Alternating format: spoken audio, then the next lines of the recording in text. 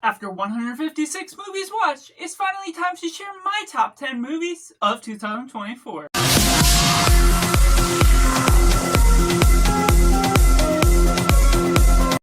Welcome Cinema, where we focus on a film. I'm Josh, this is Simply Cinema. Let me know down in the comments below what were your top 10, because mine isn't the right list, this isn't the best, this is what we just all love subjectively within the love of quality, but also our own preferences, what connects to us most personally in all sorts of ways. We're going to start off with some honorable mentions. We got Suncoast, Heretic, and Thelma. Now going into my top 10, we got Inside Out 2. This is one that is really lively and eccentric to what we get comparing to the first Inside Out. Just the study of psychology is something I'm super fond of, and the way they show this practice, showing the inside of a teenage girl, the way we're modifying the film to not only deal a lot more with the emotions inside the brain, but get more involved with the story plot outside the brain, how the different decisions, the different emotions affect all of Riley's decisions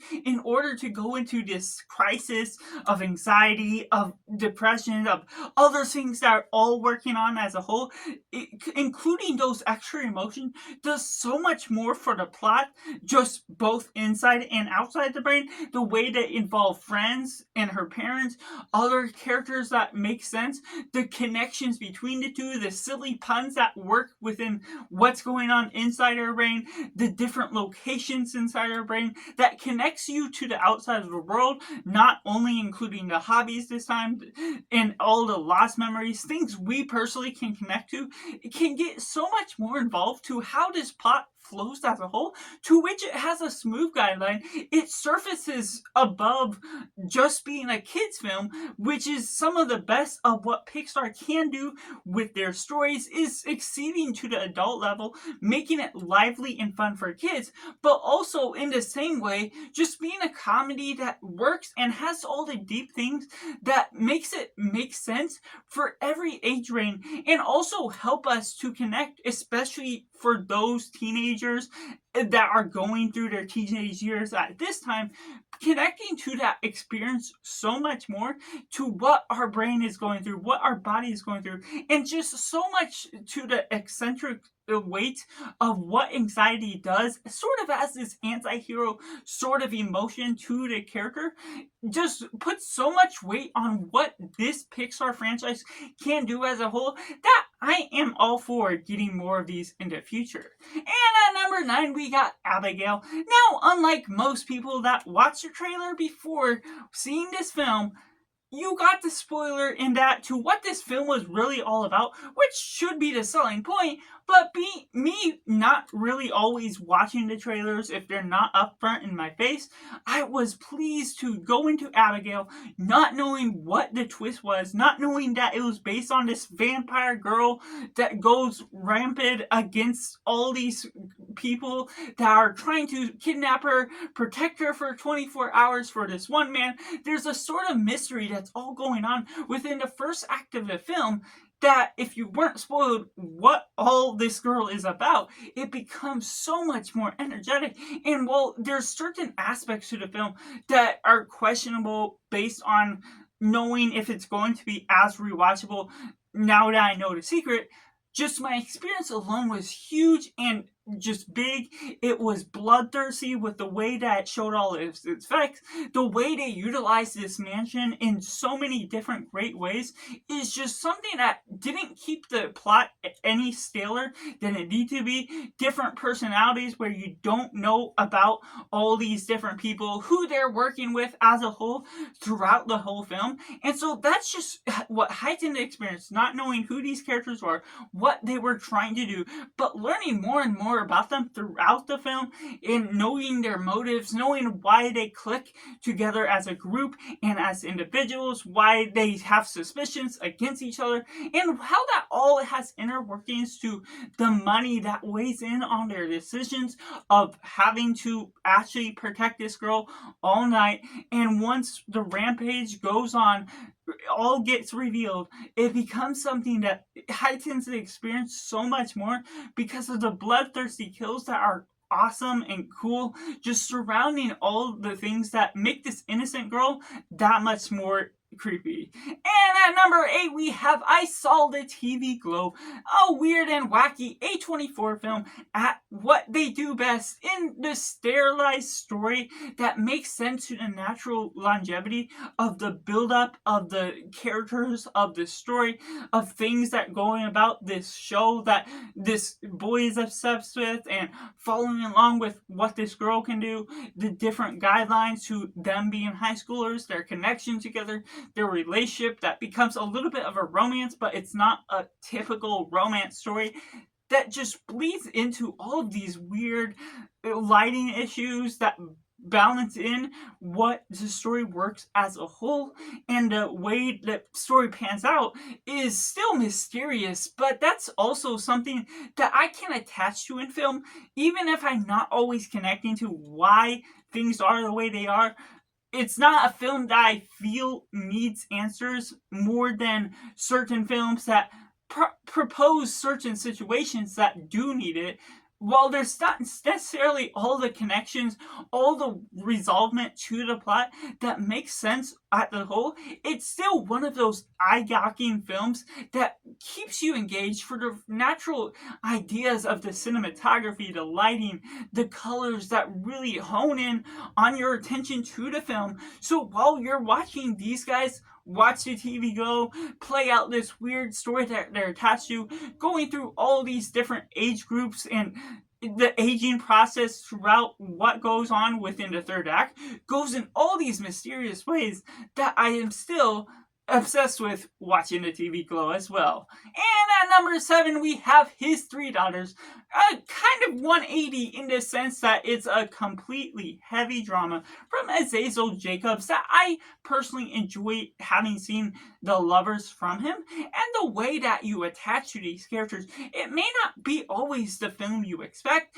just these three daughters trying to take care of their father on his last days, the way you get to know these daughters, their uncomfortable situation because they're estranged from each other. One daughter having lived with the father most of her life still, an older daughter that moved out and is richer, and other things that go about between those. And the personalities, other things, the dynamics make sense, feel real, down to earth. That's something I can personally attach to. And even if I don't necessarily understand the story fully in the sense of emphasizing with the characters, it's something that I still can understand what's always going on because of the way they explain things and not being upfront and specific in just patronizing you, making you feel like you're dumbed down to the way they have to explain the plot. It's just all serious, it's all about grief, all this drama that really tackles in on these characters that are just really done well by performances that just hone in on what's all going on, and leading on to a third act that also includes a scene with the father up and going. How the resolvement of that comes about, the very ending of film, just is heartbreaking to the nature of what all is going on. Again, talking about grief in the fullest eccentric way, just doing so much that even while I don't necessarily attach to that sense of losing someone that close to me, such as a father, it just really hones in and makes me feel all the emotions that it's meant to accentuate. And at number 6, we have Nosferatu, one that is blood-sucking in a way that's very different, very eccentric in the way it's utilizing its cinematography, flowing on the plot to make it feel like a black and white film, even though what Robert Eggers does for his films isn't black and white in the sense they're using color still. And so what we get out of Lily Rose Depp, out of Nicholas Hoult, out of Bill Skarsgård, their performances here and there, and we also get William Dafoe, just a stacked cast that doesn't feel like themselves. They're character roles that feel so much richer and so much more dramatic to the way they utilize horror, the way they suck you into the story in an atypical standard for what you get out of a vampire film, at least what I'm familiar with.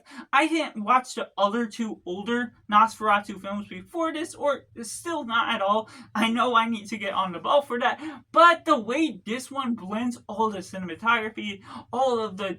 just story narrative as a whole, just hones in on so much dramatic sequences that becomes horrific, not in the standard way. And so that's just what really builds up this plot, this story as a whole, that sucks me into another masterpiece that I just enjoy Robert Eggers for that much more as a director.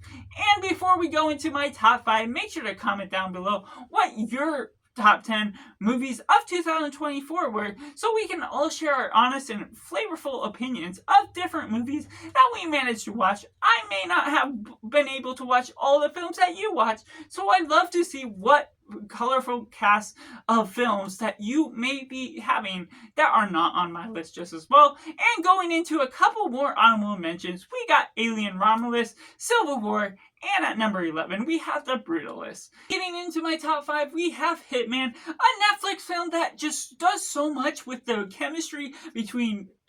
Glenn Powell and Adria Arjona. The way they blend in their characters together becomes funny, becomes unexpected. This Glenn Powell playing this professor that's doing this mysterious thing where he ends up getting into a situation where he's having to kill someone, but not actually kill someone. So the way that all plays on about the suspicions of him being a hitman without being a hitman plays on in this serious way that turns into the question of, can people really change as an adult, as a mature someone that's really settled down in their life? And the way this blends all the chemistry, the comedy, the drama together makes it a thrilling action piece that was completely unexpected. The great performances really build up the hype of the film as a whole. The thrilling twists that just dive into so much substance that pulls things out that are just completely unexpected, out of left field, for the way that Richard Linklater blends all his directing, the writing that goes on this different direction that you just really hone in on what's going on, but still cannot follow. And me being a psychology fan, once again, what I mentioned out of Inside Out 2 just bleeds into this so much more richer because of the twists or turns, the ways that people can change in life in different ways that really changes your whole mindset of what this film starts out to be and where it ends up leading as a whole, just becoming one that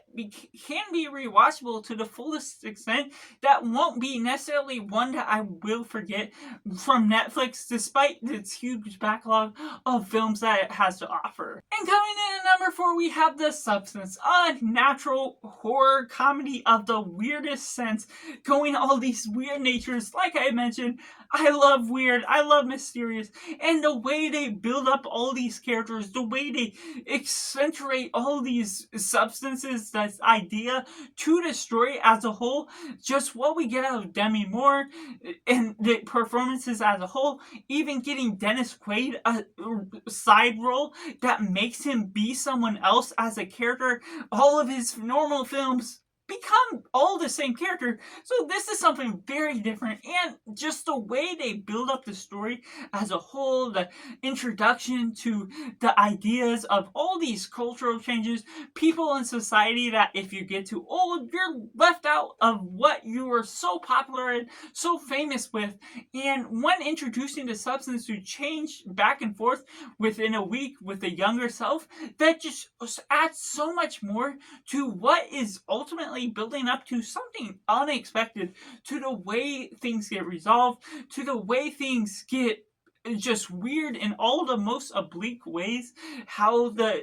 substance affects the body in the worst ways, the changing of the body from person to person, having to switch out. But if you don't switch out in the week, then things get worse for the other body. So that ultimately plays on to the effect of this just weird and wacky way to the performance, leading on to the ending of the film, just going on this high score performance that goes into, just like I mentioned, just strange ways that makes it comedic because of how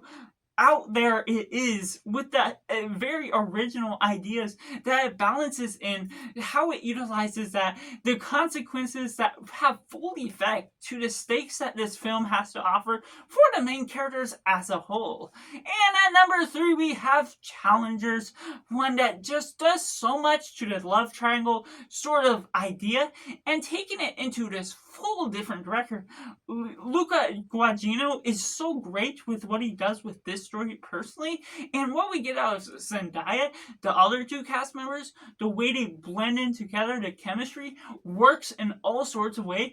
making you cheer for one over the other, and then making you just see how the plot of the film is edited as a whole. Just the blending of everything, the bouncing back and forth between flashbacks here and there, starting the very first film at how it's tackling the very end sequence, and how that plays on throughout the film just means so much more to the audience as you're following along with the sequences of the past 10 years before, their relationships as it started throughout college, the back and forth between the love triangle, who Zendaya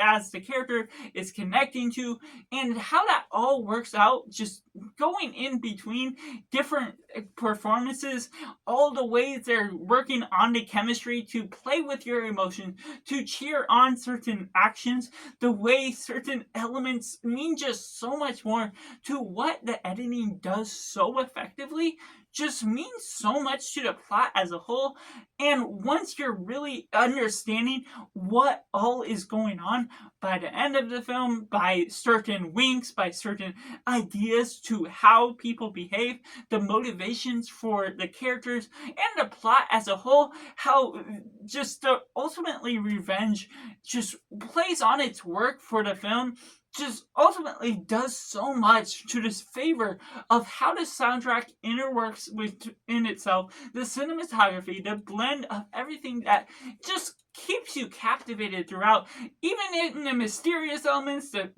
places where it feels like it's lasting a little too long. It has the right payoff with how everything builds up to the ending point as a whole. Next up, we have Goodrich, the unexpected and completely overlooked film of last year that just gets completely out of the rack, that we get. It is streaming on Max right now if you haven't seen it, starring Michael Keaton, Michael Urie, and Mila Kunis. The way they just blend all the characters together. It's about an estranged father who is trying to reconnect with his kids once he has figured out his wife has been abusing drugs behind his back and is going into this therapy, but because he was an overworking dad, he has this estranged daughter and two other kids that are building on the relationship that he's trying to go forward in the future. The eccentric way that they go about this plot feels so down to earth, so dramatic in the way that establishes it,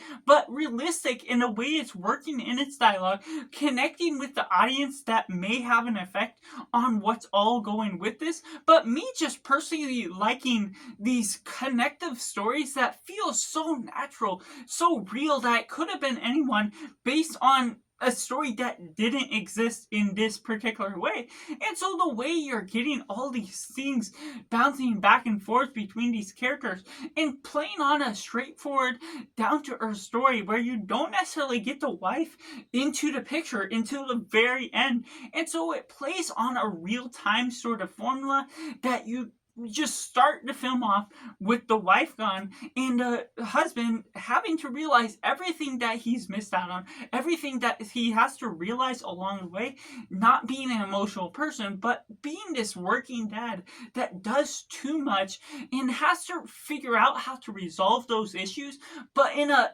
natural way that works upon these performances in such a grand way. Michael Urie playing a friend that he meets once dropping his kids off for school, essentially for the first time. It does so much to what the plot has to balance in, the connection to what the tissues of these relationships works on to the play of the film as a whole, the characters that feel so real that you get emotionally connected to the drive to what this film is. This feels very honed in on the natural longevity of life at its fullest,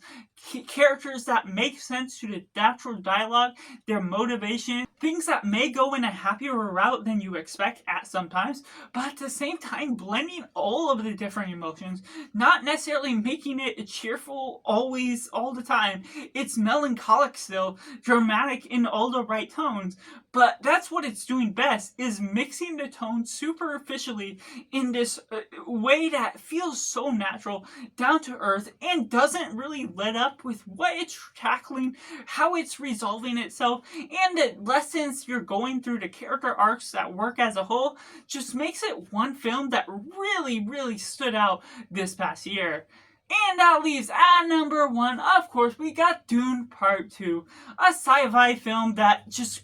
collapses in the fullest extent everything you're anticipating in Part 1, and managing to cover up, fulfill all the performances, fulfill all the story arcs that we're working into as a whole. And well, yes, there's more to the story, of course, because that's what the book series is based off of. The way, just blending everything,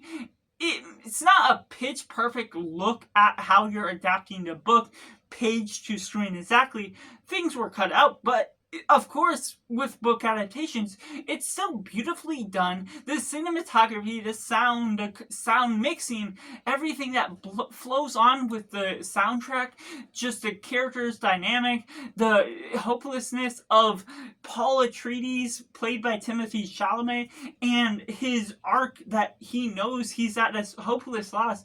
If he becomes the Muad'Dib, he essentially loses all that he leaves behind, and in order to go on this fate, he moves forward, but all the battles that pay off by the end is something so redeeming to what the story has to say. It's a character arc that's hard and heavy for that, but also playing on great other characters. Chani, played by Zendaya, the other Ghani, and just so much richness to the story that is written within the cast, within the script, within how this story balances sci-fi that I love as a whole, keeping it down to earth, drama filled, and feeling out of this world in the best ways possible. The way they balance in these characters, adding in new cast members such as Florence Pugh, and just so much richness to the cast, to the what they're trying to do with the beautiful camera work, to the flow of the camera, to the elements that just bleed in so much substance to what this story is, adapting from, having read it myself a few years ago, doing so much service to not only the book, but cinema fans as a whole, making it just something of an experience that is unforgettable, something you basically had to go back and see, especially when you love it. So that's becoming something so much more to what it has to say about its style over just everything else, because of the way, the longevity of its story that may last a long time in theaters, but at the same time, it's a journey that you want to experience, that you want to immerse yourself in, especially for me personally, just making it my personal favorite film of 2024. So that's just my personal top 10 favorite films plus honorable mentions of 2024. Let me know down in the comments below your top 10. You can check out these other lists I have just as well over on my channel. The worst, the best directorial debuts, and other underrated looks at what I got to see at 2024. Let me know all your thoughts. Make sure to like this video if you enjoy it. Subscribe if you haven't already to join in film culture community where we talk about a lot of cinema as a whole. So that's just all, and make sure to do yourself a favor and go watch a movie.